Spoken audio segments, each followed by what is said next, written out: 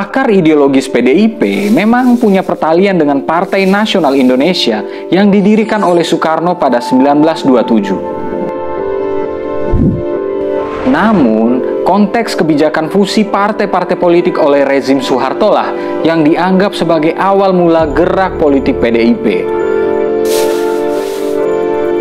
Pada tahun 1970, rezim Orde Baru memang memaksa PNI yang nasionalis, Partai Ikatan Pendukung Kemerdekaan Indonesia yang militeristik, Parkindo dan Partai Katolik yang agamis, serta Partai Murba yang sosialis untuk menggabungkan diri menjadi kelompok Demokrasi Pembangunan. Inilah cikal bakal Partai Demokrasi Indonesia atau PDI.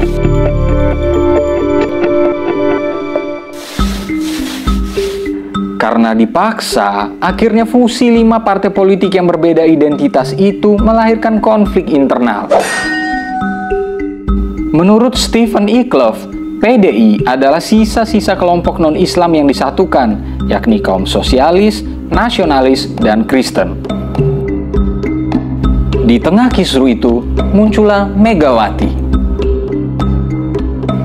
Menurut Iclove, kemunculan nama Mega tidak lepas dari peran Jenderal Beni Murdani yang antara tahun 1983 sampai 1988 menjabat sebagai Panglima ABRI. Kala itu, Beni terlibat dalam perimbangan kekuasaan dengan Soeharto dan muncul sebagai oposisi sesungguhnya yang kerap mengkritik praktik KKN di era itu. Soeharto melihat hal tersebut sebagai ancaman, sehingga melakukan debeniyisation atau membersihkan pengaruh Beni di militer.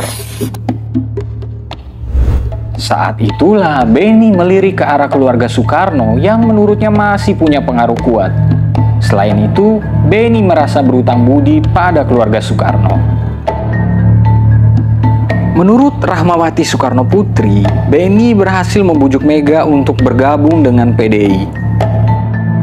Mega, yang awalnya tidak pandai berbicara di muka publik, nyatanya kemudian muncul sebagai tokoh yang kuat di internal partai. Puncaknya, pada 1993, suara PDI terpecah. Mulanya, Kongres di Medan menunjuk Suryadi sebagai ketua umum. Namun, Kongres luar biasa di Surabaya memutuskan Megawati sebagai ketua umum PDI. Inilah awal kekuasaan Megawati atas partai tersebut.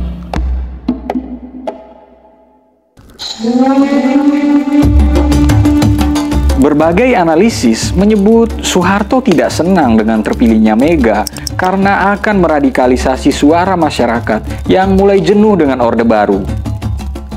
Memanasnya dualisme kepemimpinan PDI itu berujung pada tragedi 27 Juli 1996.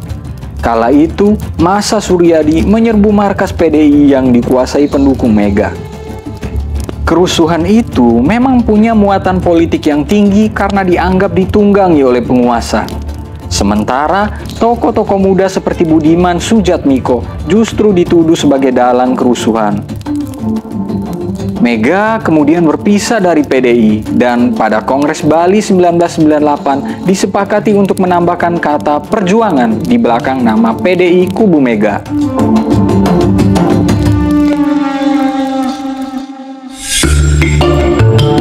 Kekuatan politik PDIP dan Mega secara khusus terbukti pada pemilu 1999 di mana partai ini menjadi pemenang dengan 33% suara. Namun, Mega hanya terpilih menjadi wakil presiden dan posisi kekuasaan tertinggi baru direngkuh pasca jatuhnya Gus Dur dari kursi presiden. Namun, selama berjalannya era reformasi, suara PDIP terus menurun, terbukti dari hasil pemilu 2004 dan 2009. Agus Sutisna dalam penelitiannya menyebutkan bahwa hal ini terjadi karena PDIP gagal mempertahankan citra sebagai partainya wong cilik. Selain juga karena kebijakan-kebijakan penjualan aset negara dan kasus besar seperti BLBI. Namun, hal tersebut tidak melunturkan citra Soekarnois dan pamor politik Mega. Terbukti, pada pemilu 2014, PDIP memenangkan kontestasi dan mengantarkan Joko Widodo sebagai presiden.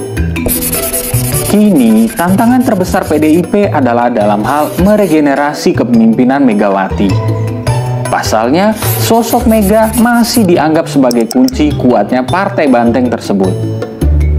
Kalau menurut kalian, masihkah PDIP menjadi kekuatan utama di pemilu-pemilu yang akan datang? Berikan pendapatmu. Jangan lupa ya untuk like, subscribe, dan komen di bawah. Dan jangan lupa untuk selalu mengikuti berita politik dari pinterpolitik.com. Bye!